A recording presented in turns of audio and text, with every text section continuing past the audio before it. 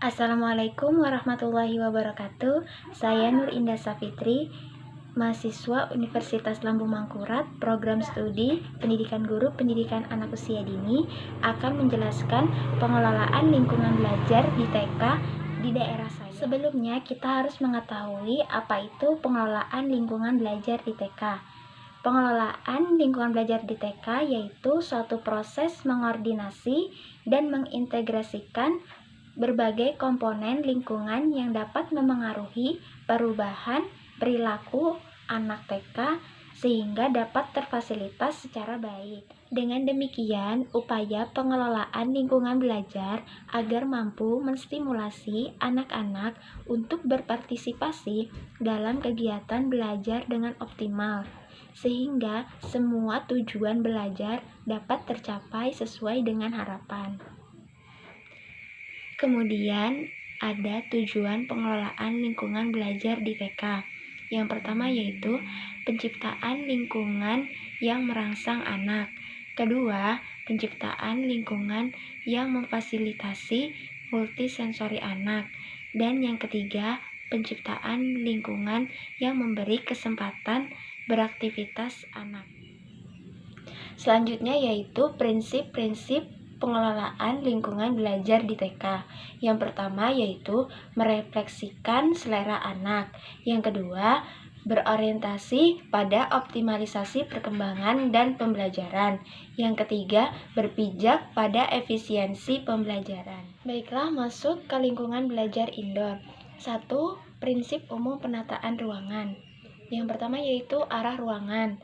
Arah ruangan kita akan menghadap ke matahari terbit atau masuknya cahaya dan udara agar terasa nyaman, sehingga anak-anak akan belajar dengan konsen. Baiklah, jika arah ruangan tidak sesuai dengan apa yang kita harapkan, yaitu menghadap ke cahaya dan udara yang masuk, maka kita bisa membuat ventilasi udara dan jendela yang cukup agar anak tetap bisa merasakan kenyamanan saat belajar. Selanjutnya yaitu ukuran ruangan. Untuk ukuran ruangan, kita bisa mengikuti ketetapan yang dibuat oleh lembaga penyelenggaraan pendidikan PAUD lainnya, yaitu 105 cm persegi per anak atau 120 cm sampai 180 cm persegi per anak.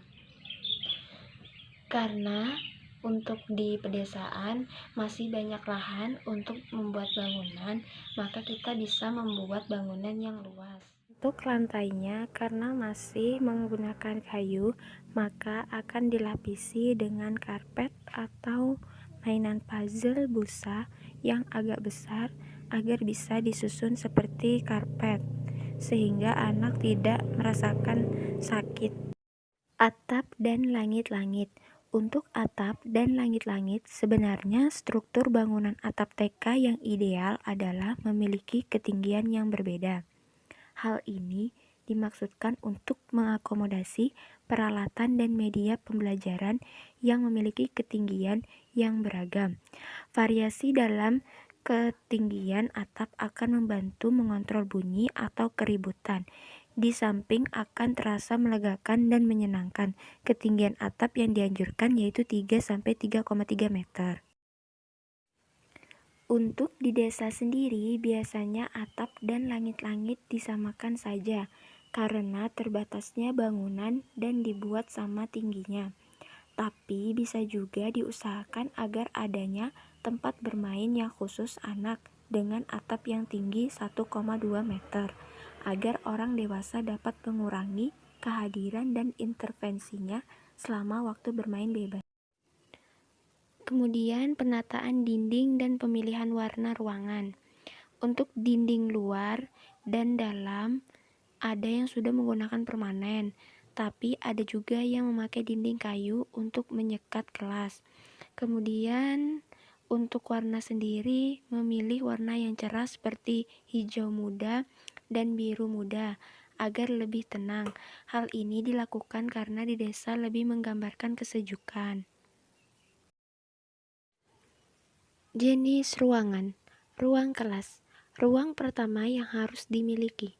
Ruangan ini berfungsi untuk menyimpan tas, perbekalan anak, menampung dan mengumpulkan anak, tempat belajar utama anak, tempat makan, serta tempat yang akan memudahkan pengamatan dan pengaturan kelompok kelas. Selanjutnya yaitu ruang perpustakaan. Karena terbatasnya bangunan atau bangunannya itu cuma satu, sehingga ruang perpustakaan biasanya akan disekat dengan ruang kelas, atau bisa menggunakan rak-rak buku atau tempat penyimpanan buku dan diletakkan di depan pojok dekat papan tulis sehingga buku-buku dapat disusun di situ. Dan jika anak-anak ingin membaca, maka anak-anak akan bisa mengambilnya. Selanjutnya yaitu ruang isolasi. Ruang isolasi merupakan tempat untuk menangani anak yang sakit, yang terluka atau sedang mengamuk. Dan tempat itu biasanya akan dijadikan satu di ruang kelas, tapi akan diberi sekat. Selanjutnya yaitu ruang khusus tempat penyimpanan barang. Di sini biasanya akan diletakkan mainan-mainan juga. Dan akan tetap masih di ruang kelas, hanya saja diberi sekat untuk pembeda antara ruang kelas dan ruang barang.